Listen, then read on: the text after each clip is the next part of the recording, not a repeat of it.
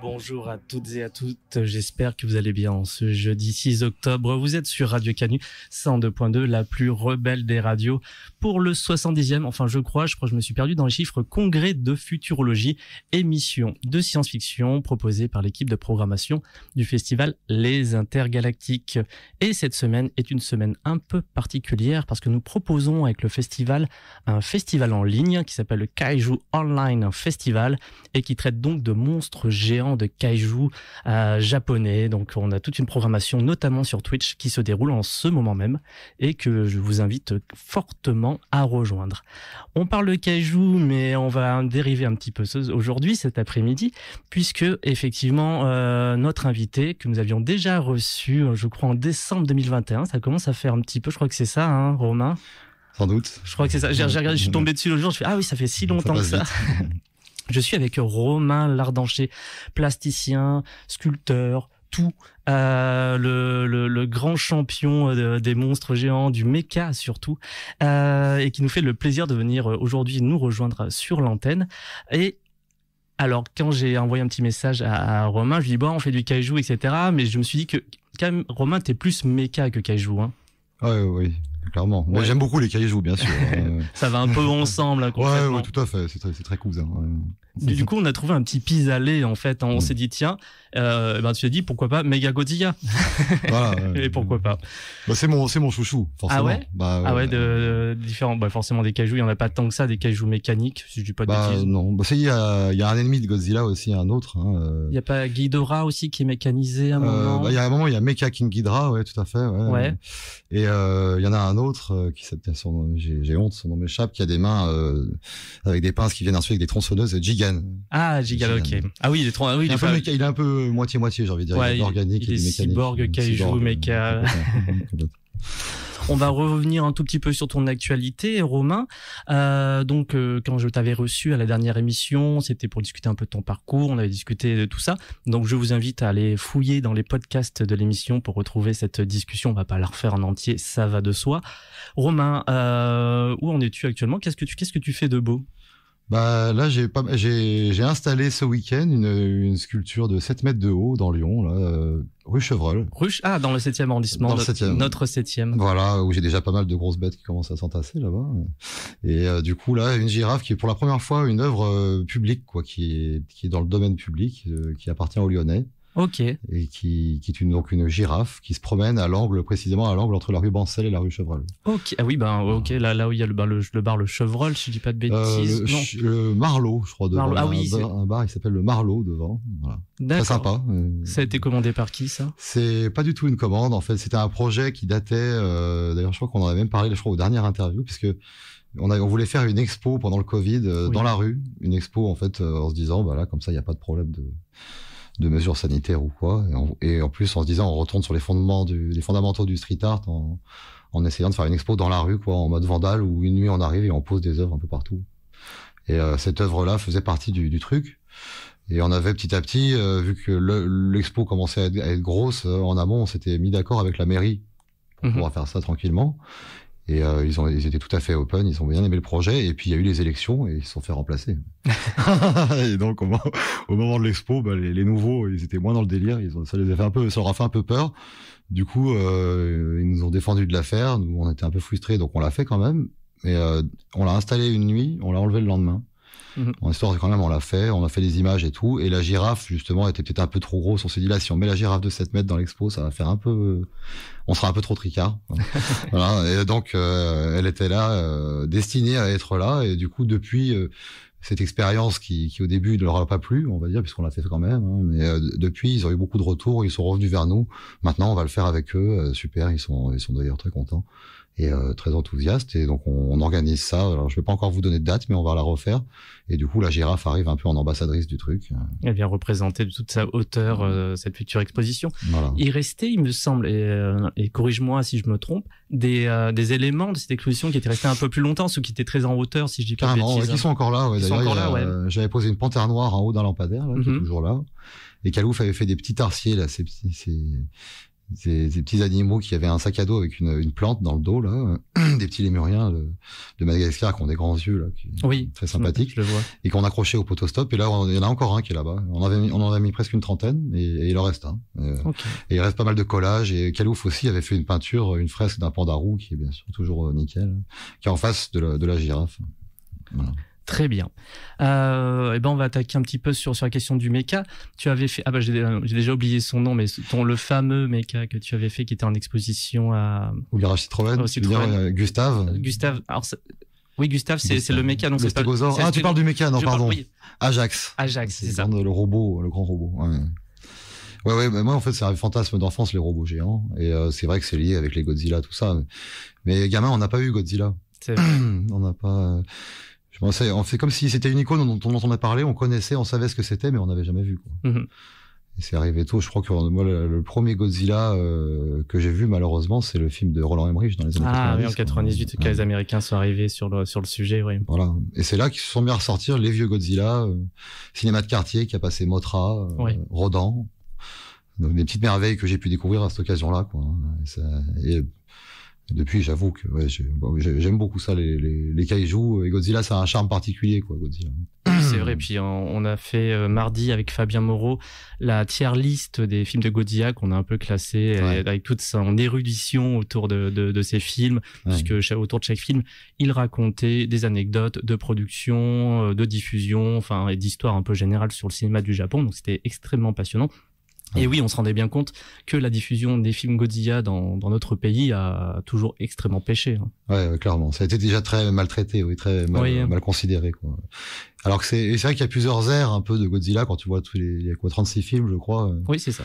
Et on voit les styles changer, évoluer. Donc c'est vrai que c'est quand je m'étais fait le délire il y a quelques années de me les taper tous d'affilée là, et c'était un kiff, presque un cours d'histoire du Japon, presque d'histoire sociale, quoi.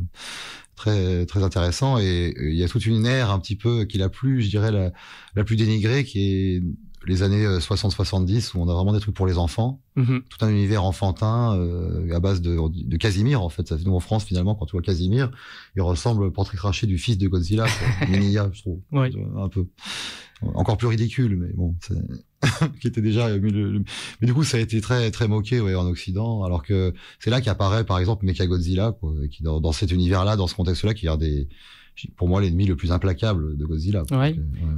On est du coup en 1974 quand sort Godzilla versus Mechagodzilla, et qu'on a renommé en France, j'ai encore oublié, Godzilla versus Mechanic Monster, c'est le monstre mécanique. Effectivement, monstre très intéressant, et comme tu le dis, Godzilla, quand il apparaît en 54, est une force de la nature incontrôlable. Voilà, on va pas refaire bombe atomique, Japon, etc. Mais c'est le cas. Et effectivement, au fil des productions, devient de plus en plus l'ami des enfants, l'ami des hommes, et plus ou moins un monstre un peu goofy, jusqu'à la petite pause qu'on a en 79, si je dis pas de bêtises, avant son grand retour, l'excellent Le Retour de Godzilla en 84, qui lui revient plutôt sur la guerre froide et reprend Godzilla un peu à sa source, et qui, comme on disait que Fabien, est un très très très très bon film. Oui, qui remet un peu les pendules à zéro sur Godzilla, quoi. On repart à zéro avec le vrai principe du départ, quoi, clairement. Un film beaucoup plus noir, bien sûr, que ceux d'avant, où ça devient vraiment quelque chose d'assez enfantin, mais qui a, pour moi, un charme fou, quoi. J'avoue que, après, j'aime tous les Godzilla pour des raisons différentes, ils ont tous leur qualité, quoi. Tous ces films, ils sont toujours assez rigolos. Fabien, tout à fait. Clairement. Et c'est vrai que je trouvais amusant c'est vrai que cette personnage, c'est devenu une mascotte, en fait, un personnage presque emblématique, où en fait, la plupart des gens connaissent Godzilla sans avoir vu ces films, d'ailleurs, la grande majorité. Tout le monde sait qui est Godzilla. Oui, puis on revoit les scènes de panique, la destruction de maquettes, il y a toute une imagerie qui accompagne la créature. Oui, d'ailleurs, l'expression j'avais appris dans le livre, où c'est le sweet motion par rapport au stop motion, en fait, au Japon, en fait, c'est un peu plus rapide à faire, donc on va faire du sweet motion. Et donc, c'est un style à part entière, quoi, clairement, avec des espèces de scènes de maquettes, assez fabuleux. Après, on voit d'ailleurs le travail. Incroyable. Quand on se fait les Godzilla, c'est presque un délire moi qui fais de la sculpture, je me projette toujours dans comment on fait, quoi, ces images. Et c'est vrai que toutes ces maquettes et tout, c'est juste fabuleux. C'est un truc, et de se dire, voilà, ils marchent et des crassous, ils font tout brûler, ils font tout. C'est génial, quoi. Ils arrivent à faire des glissements de terrain en maquette, des trucs, comment tu fais ça, quoi. Ça m'a toujours beaucoup impressionné. Et pour rester sur la thématique retour de Godzilla, etc., est-ce que tu as vu le plus récent Shin Godzilla? Ouais, c'est un peu aussi une espèce de remise à zéro, mais un peu bizarre quand même, je veux dire. Bah, il est sympa. Assez... Hein. Ouais, bah, on l'a eu le meilleur Godzilla avec Fabien, on a un coup de cœur absolu sur ce film, je t'avoue. Bah, disons que il y a quelque chose de fascinant, mais qui est plus sur, voilà, on se dit, qu'est-ce qui se passerait dans un monde réel, tu vois, si tout le coup il y avait une attaque de Godzilla, qu'est-ce qui se passe au point de vue des politiques, des infrastructures, des machins. Et c'est vrai que en fait, ça avait jamais été abordé dans Godzilla, donc c'est forcément passionnant et assez fascinant. Parce que c'est peut-être en fait, en tout cas, c'est sûrement le Godzilla le plus réaliste, quoi. Oui, c'est de la politique fiction, voilà, c'est ce qu'on disait à l'antenne. Hein. Complètement, ouais, tout à fait. Ouais. Alors que moi, j'avoue que pour moi, celui-là, j'ai trouvé le design du Godzilla trop perturbant. J'ai pas kiffé à mort. Ouais. J'ai pas kiffé. Ouais, pour moi, le ultime Godzilla, c'est Godzilla Final Wars, quoi. Ouais. Où là, t'as tout le monde, là. Ah, oui. Il y a un côté un petit peu ridicule, justement, un petit peu sympa, enfantin, qui revient. Pour moi, c'est le best-of total, quoi. Ouais. Où il manque la star des stars, hein. Il manque Mechagodzilla. Oui, c'est vrai. C'était un reproche à l'époque. C'est un film qui date de Ryu Kitamura, qui date de 2004 et 2005 pour nous en France. Il y a un Mechagodzilla qui était sorti juste avant au Japon, qui est pas mal du tout. Le redesign c'était charmé. J'aime bien. Mais je sais pas, j'avais trouvé que déjà quand t'es petit, tu te dis oui, le monstre est forcément implacable, mais du coup la version mécanique ou robotisée du monstre est forcément encore pire, quoi. Ouais. Et c'est complètement ça dans l'idée du film Mechagodzilla, où c'est un peu la première fois que Godzilla doit céder. Enfin non, il y avait quand même eu avec King Ghidorah, je veux dire. Mais pour mettre KO Mechagodzilla, il lui faut de l'aide, quoi. Ouais. Et donc c'est toujours, tu te dis ah ouais, ça rigole vraiment pas, quoi. Et puis il a des espèces d'attaques improbables dans tous les sens. Il se transforme quand il s'envole. il y a beaucoup de trucs un peu Transformers. Un peu, Donc, il y a un autre monstre mécanique, mais gentil dans un Godzilla d'ailleurs des années 90, qui a un look improbable d'ailleurs. Comment il s'appelle? C'est pas celui qui a une scie circulaire dans le ventre ou Non, ça c'est Gigan. C'est Gigan. Ah oui, c'est un méchant, mais là c'est un robot qui est gentil. Il s'assemble avec des véhicules qui s'assemblent. C'est un peu façon Bioman ou quoi. Il a un nom à la Garuda ou ça me reviendra peut-être plus tard. Je suis désolé. Ouais. Mais t'excuses pas. Non, mais c'est vrai que je le connais bien celui-là, mais bon. Qu'est-ce qu'on peut dire de beau sur Mechagodzilla? Tu as déjà un peu répondu d'ailleurs sur ces représentations entre la première version de 74 et les plus récentes qu'on a eues. Question très très basique. Tu as vu Kong versus Godzilla? Oui, bien sûr. Qu'est-ce que tu as pensé, du film, et du look mis en place par la production? Oui, bien. Disons que globalement, le film, j'ai quand même trouvé un petit peu trop bizarre et un petit peu trop épileptique. En fait, bizarrement, j'avais adoré celui d'avant, alors que j'avais détesté le premier, quoi. Sur les 3 nouveaux Godzilla, là, celui King of Monsters, là où il y a Mothra, Rodan, tout ça. Je l'aime beaucoup aussi. Je l'ai beaucoup défendu l'autre soir. Hein. Et d'ailleurs, il ressemble on dirait un mix de plusieurs scénarios de différents vieux Godzilla. En fait, ça ressemble beaucoup à Godzilla contre King Ghidorah, justement, derrière le scénario. Alors que les autres sont plus indépendants, quoi, et même trahissent un peu pour moi l'identité de Godzilla, quoi. Et celui de King Kong, là, ça va trop dans le fluo bizarre. Ouais. Mais et le design c'est tout ce qui dans l'histoire entoure Mechagodzilla, j'ai trouvé sympa. Et même le design de son enclos, là, j'ai envie de te dire, sous terre, là, c'est délire, c'est marrant, mais le design du monstre m'a un peu déçu, quoi. Je trouve ils auraient pu faire mieux quand même. Par contre, c'est le Mechagodzilla que j'ai bien aimé, c'est dans Ready Player One, où on voit à la fin. Ah oui, c'est vrai qu'il y est, ouais. J'avais complètement oublié. Qu'est-ce que t'as aimé particulièrement dans cette représentation? J'ai trouvé assez fidèle à l'esprit japonais. Il a vraiment ses grosses jambes improbables, ses grosses fesses.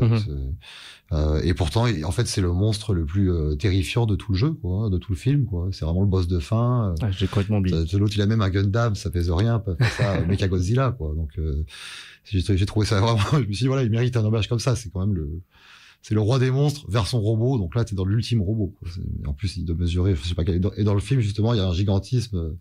Il est vraiment beaucoup plus grand que toute l'armée qui l'assaille, quoi. Donc, ça avait. Et bien, je suis pas fan de Spielberg et je suis pas sûr qu'il ait compris à quel point c'était une figure emblématique à laquelle il rendait hommage, mais je trouve que l'hommage est plutôt bon quand même. D'accord. Il y a beaucoup d'hommages ratés dans ce film, mais pas celui-ci. Ouais, c'est un film que j'aime pas trop. J'ai pas non plus d'animosité extrêmement lourde par rapport au film, mais ouais, j'ai regardé, je fais Et surtout parce que s'il y a ce côté, mais ça traite de ça forcément, mais ce côté nostalgie est vraiment appuyé, monter au niveau 11 m'avait un peu fatigué en fait. Je suis assez d'accord. J'avais trouvé que on disait en regardant ce film, on sent que Spielberg a même pas compris ce qui était devenu iconographique dans son travail chez les enfants, chez les jeunes, et que lui-même il se sentait le propriétaire de tout ça, mais que finalement il a pas su en extraire la vraie substance, quoi. C'est bizarre. Il y a quelque chose de raté dans ce film. Ouais, je suis complètement d'accord. Ouais. Eh ben tiens, t'as un peu répondu quand même à déjà un peu la question. Je vais la reposer quand même. Quel robot de l'imaginaire, toute culture confondue, verrais-tu à la rigueur tenir un peu tête à Mecha Godzilla? Question de geek. Question marrante.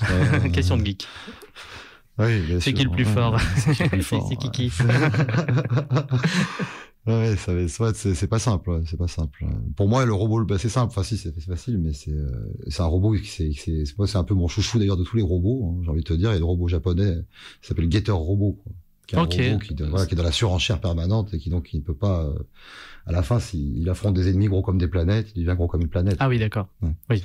Du coup, là, Mechagodzilla fait plus vraiment le poids. Donc, est-ce que les robots, pour gagner entre eux, ont besoin d'être nécessairement plus gros? Parce que c'est le genre le plus gros gagne. Je pense, selon moi, ça fait partie de l'iconographie du robot géant, j'entends, bien sûr. Même si, il y a un concept de robot qui m'a toujours fait halluciner, qui est génial, c'était dans un épisode de Cobra. Je vois une série de SF incroyable, de toute façon. Des années 80. Et, sorti en 81, mais les BD commencent dans les années 80, 70, les années 80. Et c'est quand même assez extraordinaire. Déjà, les dessins sont superbes et en fait, les scénarios sont très poussés, très pointus en termes de SF, quoi. Avec des refs incroyables. On est vraiment dans un héritage de Barbarella, de trucs comme ça. C'est assez génial. Et en fait, il y a un robot qui s'appelle Zaval Zero qui est un robot qui contrôle les machines, en fait, et il s'entoure de machines et il les fusionne entre elles et il fait une coque en forme de robot, quoi, qui est plus ou moins infinie, quoi, selon la ferraille qu'il trouve, quoi. Ah oui. Et du coup, le machin est complètement implacable, quoi, invulnérable. Enfin, dans l'épisode de même Cobra, qui est quand même un personnage assez skillé, j'allais dire, n'arrive pas à le vaincre, hein. Il est obligé de retourner dans le temps pour pas l'avoir déclenché, quoi. Ah, ça donne envie de regarder cette série. Moi, je l'ai regardé quand elle passait à la télé, mais j'étais minot. Vraiment, donc j'en ai des souvenirs, mais forcément d'un point de vue intrigue générale, j'en garde aucun. Ouais, mais c'est un épisode one shot, quoi. Okay. C'est en un épisode. Ouais, c'est pas un méchant récurrent qu'on va sur non, ok, d'accord. Trop. Là, celui-là, il est trop dangereux, quoi. Ok. Donc, il est pas mal, celui-là. Et le design est superbe, quoi. Il est comme une espèce de bonze qui est en méditation à l'intérieur du cerveau du robot géant, là, comme ça, tout en or. Il y a quelque chose d'intéressant. Et, voilà. Un des robots, je pense, les plus dangereux qui soit. Et donc, première apparition de Mechagodzilla dans l'imaginaire mondial en 1974.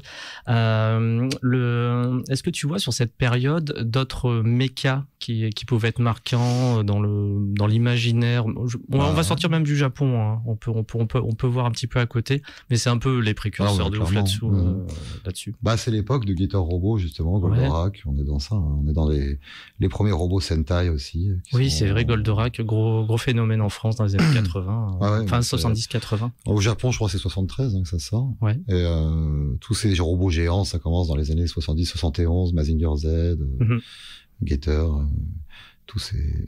Il y avait 71 aussi, il y avait un robot qui était techniquement plus poussé, parce que du Goldorak, ça ressemble... Mechagodzilla, on a quelque chose de plus technique, où comme c'est du film live un petit peu, il y a des maquettes et tout, c'est moins improbable comme design que les robots des dessins animés japonais de l'époque, comme Mazinger et tout.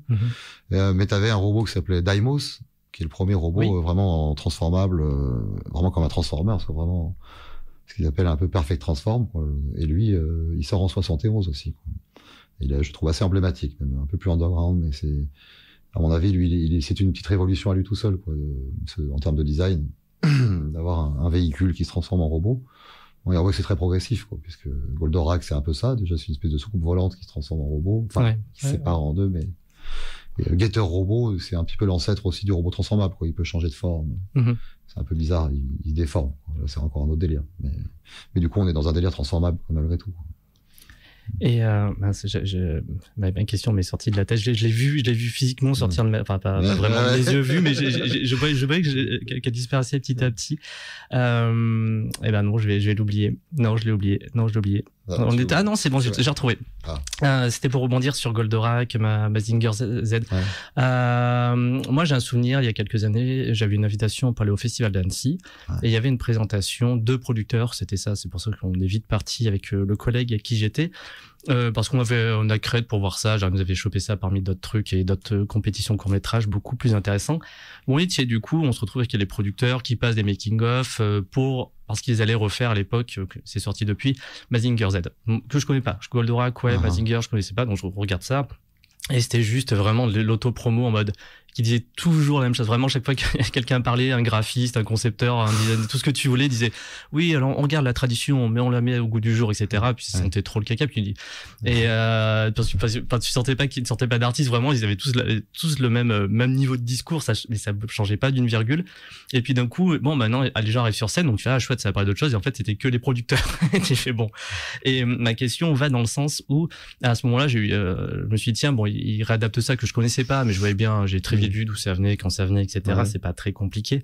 Et là, il y a aussi, je crois, eu du retour de Goldorak. On peut même sortir là, on verra Albator.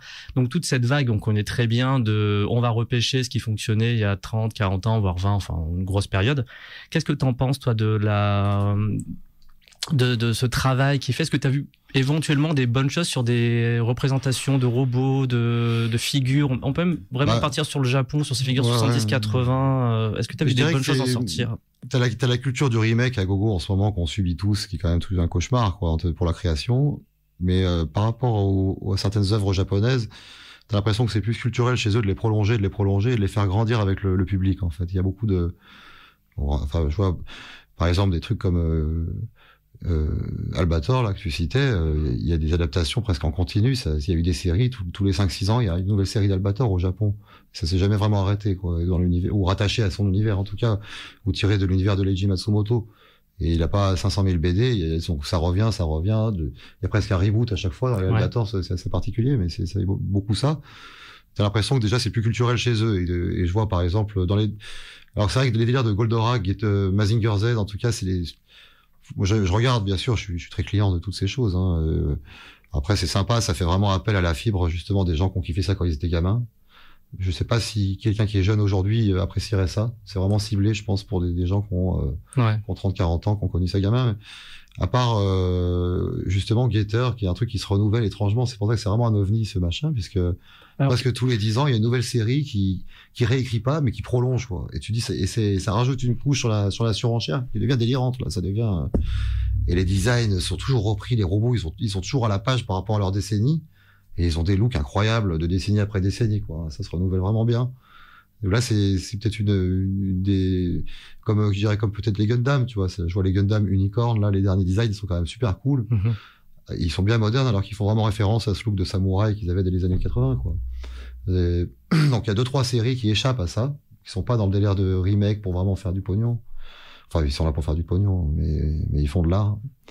Et alors que c'est vrai que c'est Mazinger Z, ces machins qu'on voit, ils basculent un peu dans ces tendances je crois que le public français est tellement marginal par rapport à ce qu'ils peuvent faire comme chiffre au Japon. Je pense qu'ils s'en foutent un peu de ça. Et ça reste, Est-ce que dernièrement tu as vu une œuvre même qui peut sortir du coup de ce contexte entre guillemets nostalgique, qui t'a marqué, venu du Japon? C'était plutôt BD, là. C'était les dernières BD, les derniers Gator qui sont sortis il y a pas longtemps, qui n'ont pas encore été adaptés.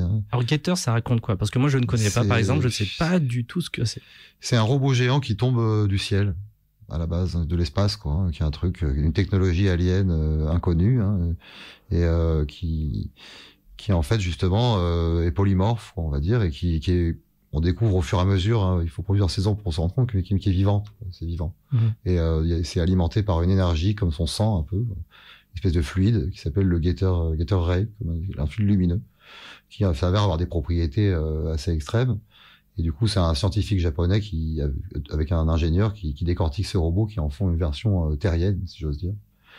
Et peu de temps après, on va dire, si je résume un peu à grande échelle, ce robot va être suivi par des extraterrestres qui cherchaient à se l'accaparer, quoi. Du coup, sur Terre, heureusement, j'ai envie de dire, les humains sont prêts à l'affronter, ces aliens, puisqu'ils ont à nouveau cette technologie à leur service, quoi. Et c'est un copain des humains? Donc en fait, c'est plus ou moins un véhicule au départ, et on se rend compte petit à petit qu'il y a une espèce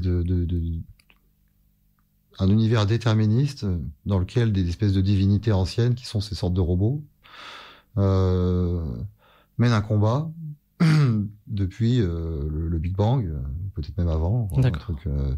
Et donc on parle de robots qui sont grands comme le système solaire ou des trucs comme ça, qui sont des divinités, quoi, si j'ose dire.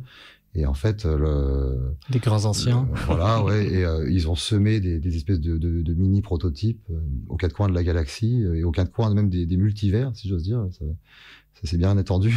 De décennie après décennie, ils gagnent du terrain et en fait, pour essayer de semer parmi les intelligences de l'espace, si une civilisation serait assez forte pour améliorer encore cette technologie, si je veux dire. Et du coup, c'est le destin des terriens, quoi. Et donc, qui développent les meilleurs guetteurs. Si je résume vraiment, là. C'était pour se donner un peu une idée d'animation et de BD. Mais c'est assez fun. Les vieilles séries des années 70, ils affrontent l'empire des dinosaures, quoi. Les dinosaures n'ont pas disparu, ils sont enfermés sous terre pour survivre au choc, à la crise géologique qui a eu lieu à la fin du Crétacé, quoi. Et ils ont continué d'évoluer jusqu'à devenir intelligents, civilisés comme nous. Et du coup, ils en ont marre d'être sous terre, ils veulent revenir, quoi. Et donc, ils ont des robots dinosaures géants, des espèces de Goldberg. Et donc, la première série est à base de ça, c'est assez fun. Ouais, Ok, donc série qui continue toujours aujourd'hui et que tu apprécies. Et que j'apprécie pas mal, j'avoue, qui m'inspire beaucoup. Mais d'ailleurs très apocalyptique. Hein, c'est ça. Est-ce qu'il y a des messages sous-tendus? Je pense que non, elle est tellement loin que on n'est même plus dans le message, on est dans la pure SF, la pure surenchère. Et quand on dit j'ai toujours été fasciné par le côté les robots géants, comme le gigantisme en fait. Je veux dire les dinosaures, je sais pas, les trucs qui sont gros, je sais pas pourquoi ça. Et donc j'éprouve le besoin de fabriquer des dinosaures, des gros robots, des trucs comme ça. Et du coup, j'ai l'impression que les auteurs de cette série, ils ont exactement la même fascination, puisqu'ils essaient d'inventer une histoire qui permet de mettre des robots de plus en plus géants, quoi. Et donc, ça m'a toujours fait triper, quoi. Comme dans Berserk, t'as des monstres de plus en plus titanesques, des planches de plus en plus développées, toujours de la surenchère, quoi. J'ai quelque chose que j'aime bien, quoi, un peu mégalo, quoi, dans leurs œuvres.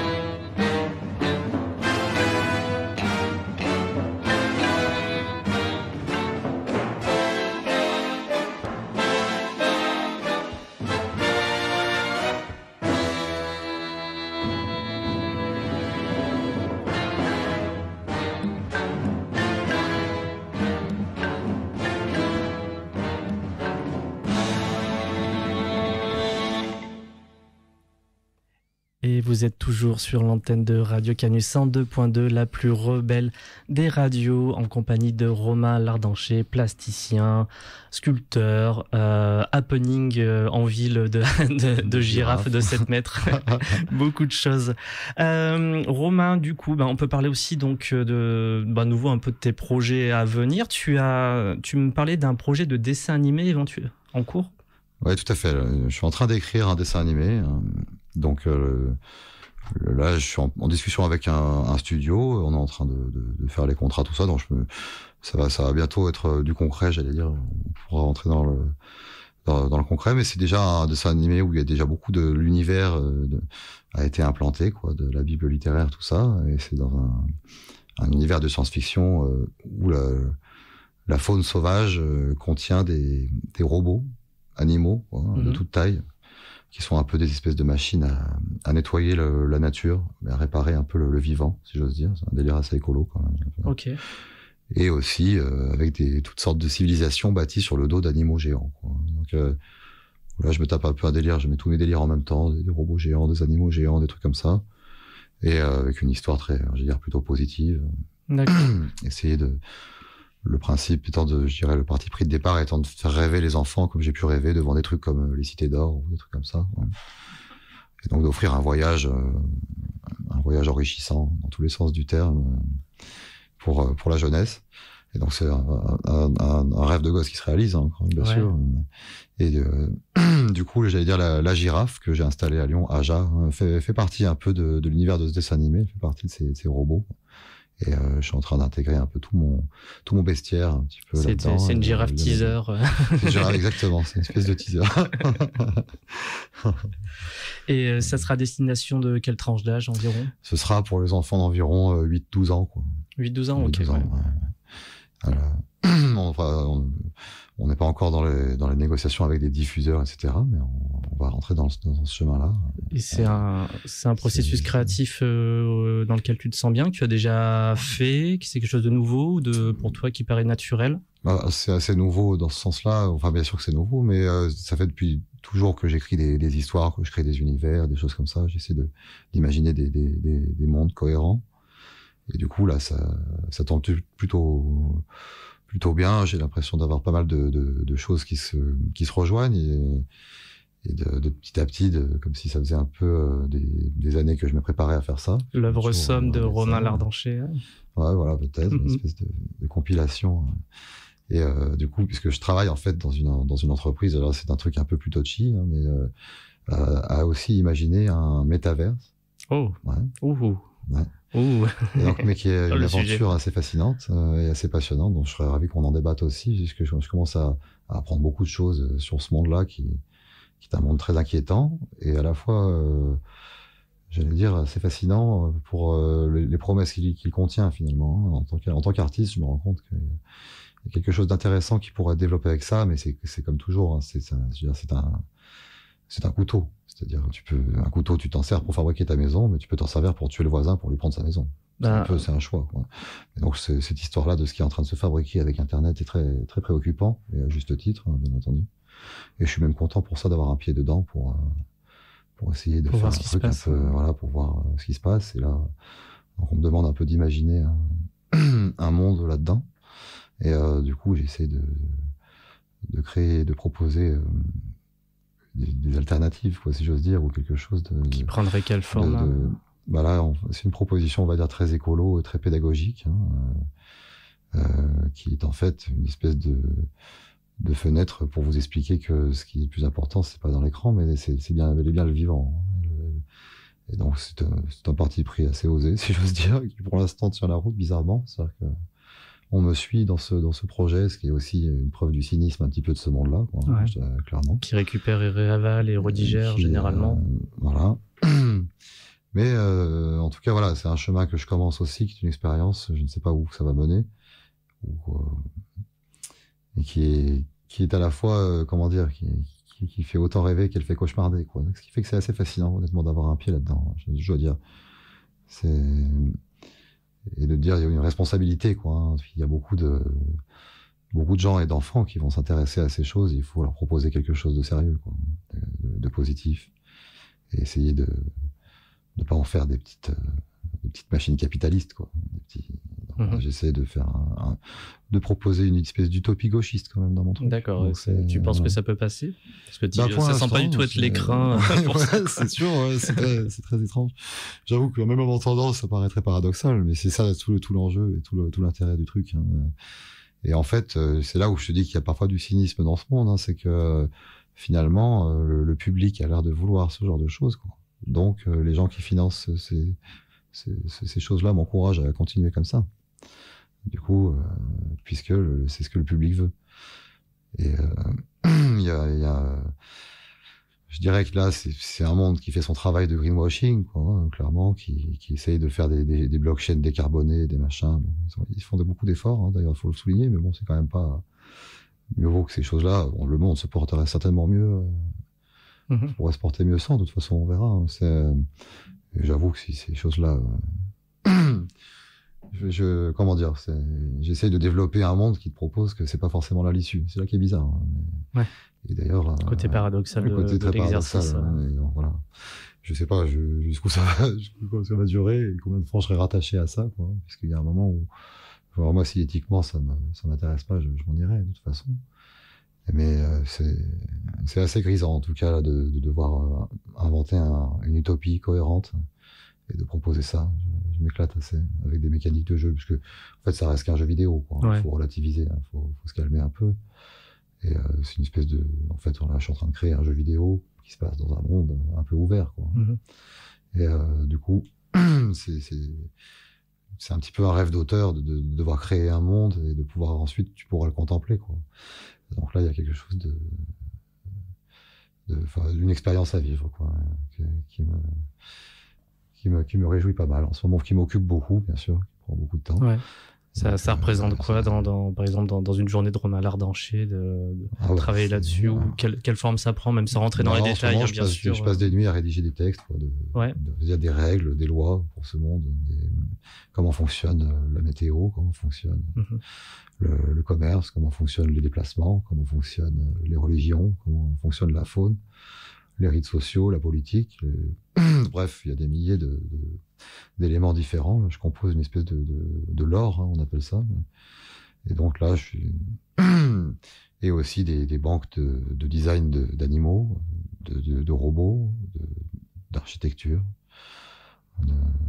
Donc là, récemment, je me suis entouré d'une équipe d'autres artistes. Ça fait combien de personnes à peu près? Là, on est 9 maintenant. Ah oui, ouais. Bonne équipe. Ouais, carrément, ouais, parce que et puis ça va grossir avec le besoin du dessin animé, je pense. Ok. Tout ça est regroupé derrière une structure, un collectif, une asso. C'est une entreprise. C'est une entreprise. En fait, c'est l'entreprise avec qui j'ai fait ce robot, dont je parlais, qui est un robot pour apprendre aux enfants la robotique et la programmation. Ok. Voilà. Qui pour moi, malgré tout, quand même, il faut bien se dire que moi, c'est même pas, je m'intéresse plus qu'à l'écologie. Ça me paraît quelque chose d'essentiel que le monde entier prenne conscience de ces choses. Et j'essaie d'œuvrer là-dessus en tant que sculpteur, à faire de la récup, à expliquer à tout le monde, aux enfants et à tout le monde que les déchets, c'est quelque chose qui n'existe pas, quoi. C'est une vue de l'esprit. Ce que quelqu'un va considérer comme un déchet, c'est quelque chose qui lui est inutile, mais il sera forcément utile à quelqu'un d'autre. Et donc, le concept de déchet est à abolir. Et du coup, il y a une vraie démarche, on va dire, écolo dans mon travail, quoi, évidemment. Et par rapport à ces histoires de robotique, etc., ça pourrait paraître paradoxal, quoi, bien entendu. Alors qu'en fait, j'ai une réelle opportunité de diffuser ce message à grande échelle, hein, avec l'entreprise qui est là. Et je pense sincèrement que si on veut s'en sortir de tout ça, ça va pas se passer. Ça pourra pas marcher avec un retour en arrière de nos usages de civilisation. C'est la question qui est en train de venir en tête, en fait. Parce que je vais parler de croyance et je pense que c'est pas le bon mot, mais je vais l'utiliser par facilité, on va dire. Donc excusez-moi si vous le trouvez mal placé. On va dire je fais ça par flemmardise langagière, linguistique. Est-ce que tu crois à la décroissance? Oui, alors le mot croire, mais moi je suis complètement dans la décroissance. Mais c'est ce qu'on appelle la décroissance en termes économiques, en fait. Hein, c'est-à-dire la croissance, le PIB et compagnie, c'est des absurdités totales. Par contre, quelle croissance on parle? Comme dit souvent maintenant y a un discours autour de qu'on dit la décroissance. Moi, je veux la croissance du bonheur, etc. Comme on dit, ouais. Et du coup, en effet, les usages qu'on a fait trop séparés du vivant, pour moi, c'est devenu n'importe quoi. Et donc, on a besoin de reprendre ça en main, de remettre tout ça en question, et on s'en sortira pas grâce à la technologie seulement. Ça, c'est impensable. C'est même la fuite en avant qui nous fait continuer à faire de la merde. Mais on s'en sortira pas sans non plus. Si la décroissance telle que, on va dire, les gens de droite se la représentent, c'est retourner au Moyen-Âge. Mais l'humain du Moyen-Âge pollue plus, dans un sens, son mode de vie, finalement. Si on voulait le même confort qu'on a aujourd'hui avec des modes de vie du Moyen-Âge, bah, c'est foutu, si on veut dire. L'exploitation du vivant était encore pire, dans un sens où la vision qu'on avait du vivant à l'époque, etc. Du coup, c'est pas le retour en arrière qui est une solution, bien au contraire. La décroissance ne signifie pas ça. Et c'est pour ça qu'il y a souvent besoin de préciser. Et c'est pour ça que c'est un mot qui clive, puisque selon d'où on est, on n'en a pas la même vision ou la même définition. Donc c'est problématique. Tout à fait. Et du coup, moi je suis pour la décroissance du PIB, ouais, carrément. Ouais. Et donc ça, si ça passe par la chute des blockchains et compagnie. Ouais, donc c'était ma question suivante. Du coup, c'est bien, tu réponds aux Amazon, tu développes, c'est très pratique en tant qu'animateur. Ce serait merveilleux. Ouais, donc c'est donc un des moyens que tu verrais pour la décroissance selon ta vision, on va dire. Tu vois d'autres leviers qui permettraient de rejoindre cette idée? Pour moi, il y a des fois comment dire, c'est pour aller loin, on va dire, alors dans des réflexions profondes, hein, mais souvent je me heurte à une réflexion qui est la vision qu'on a du vivant, en tout cas en Occident, elle vient de notre folklore, de notre superstition les plus profondes, quoi, si j'ose dire, et de nos religions, quoi. Et qu'on soit religieux ou pas, on a tous été un fond culturel qui est basé sur une des religions, on va dire une des religions du livre, comme on dit, et qui sont toutes un petit peu qui classent le vivant comme vraiment un sujet d'exploitation. Alors que la plupart des cultures, je dirais, animistes qu'il y a eu sur les autres continents sont basées sur vraiment un grand respect ou disons, je veux dire, chaque chose vivante peut avoir une incarnation divine ou sacrée, quoi. Et il est peut-être plus simple dans ces esprits-là de revenir à un modèle différent. Ça va être pour l'Occident quelque chose de très difficile. Et donc là, on se dit que c'est dur, ce qui nous attend est dur, puisque l'Occident ira jusqu'à la crise, il peut pas, il faudrait qu'il change. En fait, finalement, il faudrait qu'on arrête d'éduquer les enfants en leur expliquant que Dieu créa l'homme le 6e jour. Puisque tout d'un coup, on se rend compte qu'on est à la fin du dessin, là, on est le truc qui complète le tout. Et donc là, c'est ça qui sème une mauvaise graine, je pense, dans nos usages du vivant. Et du coup, j'ai envie de dire, si ces religions sont pas prêtes à changer un peu ces textes-là, bah ça ne changera pas. Donc, comme ils les changeront jamais, c'est pas terrible. Du coup, j'ai envie de dire, si un changement se fait, ce sera en se basant sur des modes de vie, comment les peuples africains ont exploité la nature pendant près de 30 000 ans, d'une manière qui n'a pas beaucoup changé et qui a permis de la respecter bien plus. En Afrique, par exemple, toute la mégafaune d'Afrique a survécu pendant des millénaires. Alors là où en Europe, on l'a exterminé. Tous nos éléphants, nos rhinocéros, etc., les mammouths ont disparu il y a bien longtemps. Alors que ceux qui ont disparu en Afrique, c'est bel et bien les Occidentaux qui les ont enlevés récemment. Au début du XXe siècle, il y avait encore des populations de millions d'individus dans ces animaux. Du coup, je dirais que l'Occident n'a pas la clé. Et donc, ce sera les autres civilisations qui vont sortir de ce marasme et qui vont nous sortir de ce marasme. Il va falloir changer de culture. Sachant que un des gros problèmes, sans faire de géopolitique de comptoir, je suis pas environnementaliste. Clairement, on sait aussi que c'est généralement ces populations hors Occident qui vont ramasser en premier c'est eux qui vont reprendre les premières grosses claques. On va en prendre un genre de. T'as raison. C'est vrai que c'est eux qui vont être contraints de trouver une solution rapidement. Ouais, c'est ça beaucoup plus. Enfin, ils ont moins de temps en fait. Ils sont peut-être les mieux armés d'une certaine manière, on va dire, point de vue de leur société. En tout cas, je pense qu'ils ont un fond culturel qui pourra faire que c'est possible, en tout cas. Je sais pas si c'est mieux. Je pense que chez nous, chez les Européens, je pense que c'est juste pas possible, en fait. Ils y arriveront pas. Tant qu'on a cette mentalité-là, et comment l'enrayer, cette mentalité, c'est pas simple. C'est pas simple. Alors, on fait des dessins animés, on fait des BD, mais on fait des sculptures, mais c'est pas grave, c'est qu'une miette, quoi, bien sûr.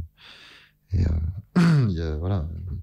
Il va falloir compter, je pense, sur, espérons que l'Afrique arrive à s'en sortir, à se réveiller, à se fédérer, toute cette culture séculaire qui leur a permis de respecter la nature plus que tout le monde, quoi. Mais l'Asie aussi a sûrement beaucoup à nous apprendre d'un point de vue spirituel, bien sûr. Eh ben, on est loin de Méga Quotidien. On est parti loin. Je vais renommer ce podcast. Je vais faire Méga Quotidien, décroissance, geek et décroissance, tu vois, parce qu'on a vraiment blockchain, geek et décroissance. Non, mais c'est très bien. Bah, en plus, on est sur la bonne radio pour aborder ça. On a du temps et Méga Quotidien, de toute façon, c'était prévu. On n'avait pas non plus en parler 1 heure à parler de chaque rotule ou couleur de squelette. Enfin bon, ça va un temps les discussions de geek. Non, c'est très très intéressant. En plus, ça rejoint ton parcours et ton travail qui rejoint aussi notre thématique. Donc on est bon, on se tient. Bien. Mais c'est vrai que j'ai le pied dans 2-3 trucs différents en ce moment et ça peut paraître paradoxal, mais j'avoue que moi ça me paraît très cohérent. Mais il faut, il y a une espèce de mission, quoi. On doit changer les esprits, en tout cas, ça c'est clair. Et on doit créer un nouveau folklore, quoi, un truc. Sinon, ça marchera pas. Chose compliquée du coup, puisqu'on disait tout à l'heure que qu'on se tape remake, reboot, qu'on nous ressasse les mêmes histoires. Enfin, on n'en crée même pas de nouvelles pour dire la même chose. On n'arrive même plus. On va rechercher les anciennes représentations pour bien faire, quoi. Et si on continue du point de vue politique, la seule issue qu'a l'Occident nous proposer, c'est Big Brother, quoi. Ils sont en train de nous le prouver. Donc, il est temps du renouveau. Et la créativité, là, ni politique, ni culturelle, ça, on est un peu foutu en ce moment. Enfin, ça ressemble à. C'est vrai qu'il y a un côté il y a un côté crépusculaire, j'allais dire. En fait, quand tu vois ces remakes, oui, on n'invente plus rien. Alors quand tu vois tous ces romans, enfin, je veux dire, quand tu te dis, mais si t'es un producteur hollywoodien, il y a tellement de livres incroyables qui n'ont pas été adaptés, tu peux te faire des blockbusters de cinglés, mais on a des moyens démesurés pour représenter ça à l'écran, de manière numérique ou non. Enfin, je veux surtout pas dire que la créativité n'existe plus, quoi, bien entendu. Mais c'est plus produite. Les gens qui ont de l'argent veulent plus prendre de risques, ils veulent juste faire de l'argent, donc il y a plus de prise de risque dans le cinéma, en tout cas, et puis petit à petit dans l'édition, petit à petit, ça gagne un peu tout, quoi. Donc ce monde capitaliste, je pense, arrive à son extrémité, là. Faut se le dire, là. J'espère que c'est la fin, quoi. D'ailleurs, le cinéma qui est en pleine crise actuellement, hein, ça fait je trouve que ça faisait la une de Libé là aujourd'hui. On a vu que le Covid a mis de nature un gros coup de grosse claque au cinéma. Et aussi au livre, mais pas tant. Le livre, autant, s'en est relevé de manière assez incroyable. Le cinéma, non, on va plus dedans. Mais quelle est la proposition? Mais aussi, voilà, je pense que c'est quand même aussi question de. C'est vraiment, à mon avis, les producteurs sont responsables. Et même en France, moi, j'ai toujours été choqué par la politique du CNC qui a toujours refusé des projets de SF, des trucs comme ça, alors que en fait, les 3/4 du pognon qui nourrit la CNC, c'est les blockbusters américains de SF. En fait, c'est Avatar, c'est Marvel, c'est Star Wars, quoi. C'est culturel, sur la science-fiction. Voilà, mais c'est ça qui finance un peu nos cinémas. Donc, il y a un moment, s'il vous plaît, ça veut peut-être dire que les gens aiment bien. Donc faites-en, quoi. Je veux dire, un petit peu, au moins un peu, quoi. Il y a des tentatives. On a eu le Visiteur du futur, on a fait une après-séance. Super, effectivement, c'est un film qu'on défend énormément. Il n'y a pas eu des problèmes avec le CNC d'ailleurs, le Visiteur du futur. Il me semblait qu'il y a un dossier. Ah, j'ai pas suivi. Le cas échéant, je suis pas au courant. Ouais, mais le Visiteur du futur, c'est génial d'ailleurs, j'adore. Et c'est super qu'il puisse faire ça, mais ça reste quand même un petit peu pauvre comme offre. Il faut le reconnaître. Je veux dire, on n'est pas dans un. Il y a plus de films qui se passent dans des appartements bourgeois. Tu vois, ça on a. Ça intéresse pas grand monde. Enfin, faut croire que si, mais il y a pas beaucoup de robots, quoi, dans le cinéma français. Ça manque un peu, je trouve. Oui, depuis le Roi et l'Oiseau, là où on est parti sur les chapeaux de roue avec un des robots géants les plus classes et les plus anciens, mais ça s'est un peu essoufflé. On peut terminer là-dessus. Il nous reste quelques petites minutes, mais juste la production française. On parlait de dessins animés, c'était un peu sur le début de l'émission, et donc je rebondis là-dessus, dans le sens où on avait quand même de la production française de science-fiction animée, qu'elle soit au cinéma, pas trop, si quand même un peu.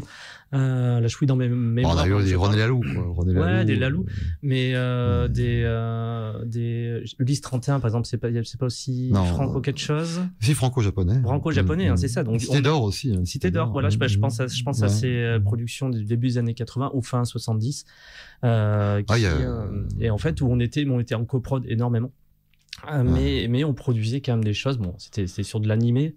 Il y a une vraie SF française. Il y a vraiment. Je même t'en ai la preuve vivante. Je crois il y a un monde de la SF en France, quoi. Je veux dire, et c'est clair que c'est dommage qu'il soit si underground, quoi. C'est très frustrant. Ça a pas pris. Je pense que les essais qui ont été faits aussi sont pris quelques claques assez monumentales, mais parfois parce que les films étaient bêtement mauvais, faut pas se mentir. Et du coup, ça a jamais donné un élan d'une nouvelle science-fiction française hors littéraire, clairement, en cinéma. ça, on voit bien, chaque fois, tous les 10 ans, on dit, ah ben ça y est, on a envie de repartir, etc. On teste un truc, ça se casse la gueule. Pendant 10 ans, en mode, non, personne ne veut s'y risquer, hein, clairement. Ouais. Et c'est vrai que c'est triste que, par exemple, le Valérian de Besson ait été fait par Besson, dans un sens que s'il avait choisi des comédiens autrement qu'avec son pénis, j'allais dire, on aurait peut-être eu un film en fait qui aurait été bien, parce qu'il y a tout un univers autour qui est super. La preuve par l'exemple, je l'aurais même pas cité parce que je l'ai oublié, tu vois. Voilà, ouais, tout à fait. Mais tu as très bon exemple. Ouais. Alors qu'il y a et quand tu vois les BD Valérian, merde, quoi. C'est quand même des voyages merveilleux, quoi. Et on a les moyens, et on peut, franchement, mais oui, non, personne s'y lance, quoi, clairement. Mais... Et je crois que Besson, ça a dû calmer du monde, hein, parce qu'il y avait beaucoup d'argent, ça a été un flop, donc on n'est pas prêt de revoir un film de SF, hein, en France. Je pense à un space opéra, là, c'est fini. Enfin, croisons les doigts pour que je dise n'importe quoi, mais ça ne pas beaucoup, on n'y croit pas trop. J'y crois pas trop. Eh ben, écoute, merci Romain d'avoir été sur cette antenne à mes côtés aujourd'hui, aux côtés des congrès. Écoute, tu as dit ce qui attendait, et je bégaye toujours en fin d'émission, ce qui t'attendait dans les mois, années à venir. Ce sera un plaisir de te suivre avec le festival, avec l'émission, sur tout ce qui va s'annoncer. Merci de venir parler de Megagodvia, mais surtout d'être sorti du sujet. Je te remercie d'avoir apporté cette belle discussion pour cette émission. Voilà. Bon, pourquoi je m'enfonce toujours en fin d'émission? C'est n'importe quoi. Voilà. Eh ben, écoutez, vous êtes sur Radio Canu 102.2, la plus rebelle des radios, sur les congrès de futurologie, émission de science-fiction présentée par l'équipe de programmation Les Intergalactiques. Et on vous souhaite une très belle fin de journée. Merci Romain. Merci. Au revoir. I'm saying a prayer, George. A prayer for the whole world.